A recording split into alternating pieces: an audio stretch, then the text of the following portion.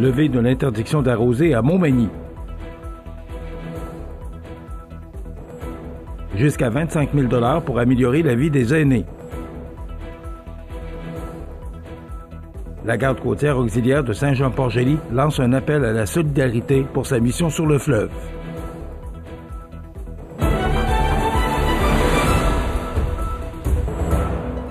Lundi 18 août 2025.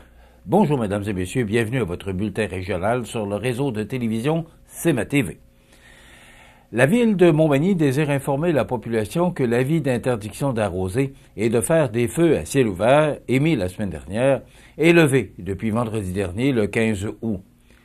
La ville rappelle toutefois que l'arrosage est réglementé et que les citoyens doivent respecter l'horaire établi. Selon la réglementation en vigueur, l'arrosage n'est permis que certains soirs, entre 20h et 22h, selon le numéro civique de la résidence. Les numéros civiques pairs ont le droit d'arroser les dates paires seulement, tandis que les numéros civiques impairs peuvent le faire les dates impaires. Et le dimanche, c'est congé d'arrosage. La ville tient également à préciser que les feux à ciel ouvert sont autorisés seulement avec l'obtention du permis requis auprès du service de la sécurité incendie et de la sécurité civile. Ce type de permis est gratuit et a pour unique but de contrôler la période, l'emplacement et la grosseur du brûlage. Mentionnons également que les détenteurs de permis octroyés à cet effet antérieurement peuvent faire des feux à ciel ouvert puisque l'interdiction d'arrosage est levée. Rappelons que le non-respect de la réglementation municipale constitue une infraction et peut être passible d'une amende. Pour être informé des avis d'intérêt public, il suffit de visiter leville.montmagny.qc.ca ou de téléphoner à la ligne d'information municipale. Les citoyens sont également invités à s'abonner au service d'avis et d'alerte de la Ville en visitant leville.montmagny.qc.ca/info. Les organismes communautaires de la Côte-du-Sud, de Rivière-du-Loup, de Katascomique et du Témiscouata sont invités à préparer leurs projets pour l'édition 2025-2026 du programme Nouveaux Horizons pour les aînés. En effet, l'appel de proposition a officiellement débuté le 6 août dernier et pourrait permettre d'obtenir jusqu'à 25 000 $ par projet. Le député fédéral Bernard Généreux encourage activement les organismes de sa circonscription à déposer une demande, affirmant que son équipe est prête à accompagner les groupes intéressés dans leur démarche. Ce programme du gouvernement fédéral a pour objectif de soutenir les initiatives qui ont un impact positif et durable sur la qualité de vie des aînés. En plus de favoriser leur bien-être, les projets doivent aussi contribuer à tisser des liens entre les générations et à renforcer l'inclusion sociale. Les formulaires et le guide du demandeur sont actuellement disponibles sur le site d'Emploi et Développement social Canada et la date limite pour soumettre une demande est fixée au 17 septembre prochain. Le programme Nouveaux Horizons est une occasion en or pour les organismes d'ici de mettre sur pied des projets qui brisent l'isolement des aînés et renforcent notre tissu social, a affirmé Bernard Généreux. Chaque projet soumis est une promesse d'une communauté plus forte et plus inclusive. Le succès de nos organismes locaux est ma priorité, a ajouté M. Généreux. C'est pourquoi je ne peux qu'insister et de ne pas hésiter surtout à contacter notre équipe. Nous sommes là pour vous offrir une assistance personnalisée, répondre à vos questions et vous guider pas à pas pour maximiser vos chances de succès. Notre porte est grande ouverte pour vous appuyer dans vos démarches, a conclu le député fédéral du comté. Parmi les types de projets admissibles, notons la promotion du bénévolat auprès des aînés et des jeunes, la participation des aînés à la vie communautaire, notamment comme mentors, la sensibilisation au mauvais traitement envers les aînés, y compris l'exploitation financière, le soutien à l'inclusion sociale, l'aide à l'immobilisation pour des programmes communautaires destinés aux aînés. Pour 2025-2026, les priorités nationales du programme seront le vieillissement en santé, la prévention des abus envers les aînés, la diversité et l'inclusion et la sécurité financière. Rappelons que les entreprises à but lucratif ne sont pas admissibles à ce programme de financement. La garde côtière auxiliaire de Saint-Jean-Port-Joli lance un appel à la solidarité pour sa mission sur le fleuve. Tous les détails après la pause. Le restaurant Pizzeria Porto Bellissimo, un incontournable à Saint-Jean-Port-Joli. Pizza débordante de garniture, menus variés et abordables. Délicieux desserts avec des produits de grande qualité des gâteries de l'Ami. Porto Bellissimo et les gâteries de l'Ami, route de l'église à Saint-Jean-Port-Joli. Le bijoutier Carl Poulain à Montmagny offre une sélection diversifiée et raffinée de montres, bagues, bracelets et autres accessoires de luxe pour hommes et femmes reflétant l'engagement envers l'élégance et la qualité. Le bijoutier Carl Poulain à Montmagny, où chaque bijou raconte son histoire. Vous regardez CMA TV, le réseau de l'information sur la Côte-du-Sud.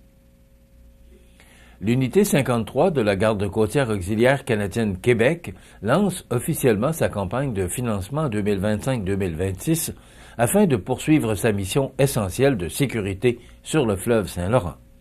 Composée de 24 bénévoles passionnés et formés, l'unité 53 assure, chaque été, une présence constante sur les eaux entre la Côte-du-Sud et le Kamouraska.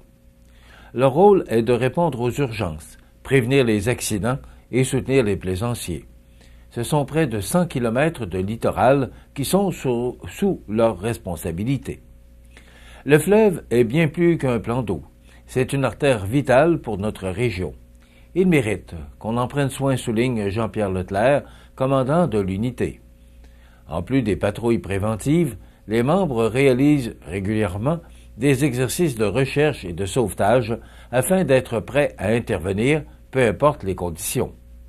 Mais, malgré leur dévouement, ces services essentiels sont rendus sur une base entièrement bénévole. Or, les équipements vieillissent puisque l'embarcation principale approche les 40 ans d'usage et les deux moteurs ont plus de 20 ans de service. Pour assurer la sécurité des opérations, l'achat d'un nouveau bateau est devenu incontournable. La campagne de financement permettra également de couvrir les coûts d'entretien, d'assurance, de formation et de carburant qui demeurent élevés année après année.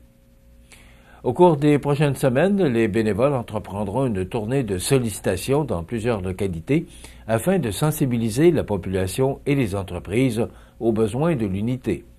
Les dons, petits ou grands, sont les bienvenus et auront un impact direct sur la capacité de l'équipe à continuer sa mission. Les dons peuvent être faits par chèque ou en ligne via la plateforme Canada. Des reçus d'impôts seront remis pour chaque contribution et des formes de reconnaissance sont prévues pour les partenaires majeurs. L'unité 53 lance ainsi un appel à la solidarité régionale parce que la sécurité sur le fleuve, c'est l'affaire de tous. D'ailleurs, Mme Karine Lebel de la Garde côtière sera notre invitée dans l'émission de demain pour nous donner plus d'informations à ce sujet. Après plusieurs semaines festives, un été chaud à Montmagny tire à sa fin. Pour conclure en beauté cette programmation estivale gratuite présentée par Desjardins, une soirée cinéma familiale aura lieu le vendredi 22 août à Place Montel. Vers 20h, la famille Grandisson du magasin Canadian Tower propose aux familles d'assister au film d'animation Mademoiselle Bottine, qui sera projeté en plein air sur écran géant. Ce film d'un peu moins de 2 heures raconte l'histoire d'une orpheline dont l'oncle, un compositeur d'opéra en panne d'inspiration, doit s'occuper tout en s'efforçant de composer sa prochaine œuvre. Peinant à s'occuper de lui-même, Philippe se montre d'abord réticent face à l'idée d'accueillir Simone chez lui. Puis, tous deux découvrent, petit à petit, qu'ils ont peut-être plus besoin de l'un de l'autre qu'ils voudraient l'admettre. Pour profiter pleinement du film, les intéressés sont invités à porter leurs chaises. Du maïs soufflé et des barbotines seront aussi en vente sur place. Notons qu'en cas de pluie, le film sera projeté à la salle François Prévost de l'Espace citoyen.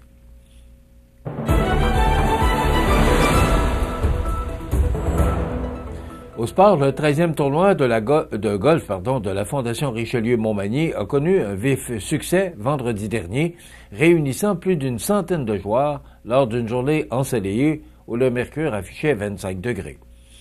En effet, cet événement bénéfice, devenu un rendez-vous attendu dans la région, a permis de récolter un surplus net estimé à 22 500 $ au profit de la Fondation qui œuvre activement pour soutenir les jeunes de notre milieu. Le président d'honneur du tournoi, Bernard Généreux, malgré un problème de santé, a tenu à être présent. Il a pris la parole pour remercier chaleureusement les participants, les commanditaires, les bénévoles, ainsi que le comité organisateur. M. Généreux a rappelé l'importance du mouvement Richelieu à Montmagny et dans la région, soulignant l'implication communautaire et l'esprit de solidarité qui entoure cet événement. Dans une touche d'humour, il a ajouté que cette magnifique journée de soleil était grâce au gouvernement fédéral. Un moment marquant du tournoi a été la remise d'un voyage pour 2 personnes offert par Air Canada. Le grand gagnant, Éric Gaudreau, s'est vu remettre son certificat cadeau par M. Généreux en présence de Simon Caron, membre du comité organisateur, et du maire de Montmagny, Marc Lorrain. Ce prix prestigieux permet un choix de destination en Amérique du Nord, incluant Hawaï, le Mexique et les Antilles. Pour sa part, André Corriveau, président de la Fondation Richelieu, a salué l'engagement du président d'honneur tout en rappelant que, depuis ses débuts, ce tournoi a permis d'amasser plus de 200 000 $ remis à la Fondation Richelieu. Ce soutien financier contribue à des projets concrets pour les jeunes et de la région, renforçant la mission de l'organisme.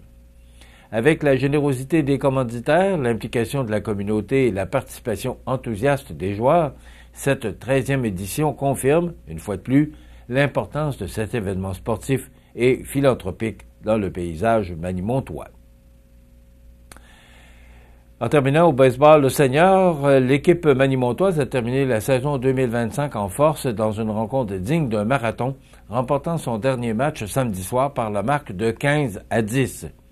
Tirant de l'arrière 10-7, les coups de canon ont permis de prendre les devants 15-10 en 5e manche avec une poussée de 8 points. Andy Garcia et Jimmy Bryan se sont illustrés avec des circuits de 2 points chacun. Soulignons également les performances de Jacob Pilote avec 3 doubles et 2 points produits, Marc-Antoine Michaud avec 3 points produits, Andy Garcia 1 circuit et 4 points produits et Jimmy Bryan 1 circuit et 3 points produits. Le titre du joueur du match, équipe MG, a été décerné à Andy Garcia et on comprend pourquoi. Malgré la victoire, Montmagny termine la saison régulière au 3e rang de la Ligue de baseball senior. Les séries débutaient hier soir, dimanche, et l'adversaire pour les séries est le CRSA Baseball Senior 2B. Cependant, aucun résultat ne nous est parvenu sur ce premier match jusqu'à maintenant. Voilà ce qui complète votre bulletin d'actualité de ce lundi 18 août. Dans un moment, les prévisions de la météo. Et le menu de cette émission du 18 août, dans un moment, vous présente la chronique Ancrez-vous avec Jessica Fortier-Lavallée de l'organisme L'Ancre. Et on vous présente en rediffusion une entrevue avec Christiane Bellil et Robert Tardy du 1090 Lillet qui seront présents pour un concours de légumes là, ce 24 août. C'est samedi, me semble. Oui, non, c'est dimanche. Le 24 août, c'est dimanche. Alors, c'est une fête champêtre qui aura lieu à Lillet. Donc, c'est une entrevue qu'on vous présentera dans quelques instants. Et voilà, il y aura des actualités. On va jaser d'actualités. Il y a beaucoup de sujets qui retiennent notre attention. C'est le menu qu'on vous propose de cette première journée de la semaine. Je vous souhaite donc une excellente émission à notre antenne.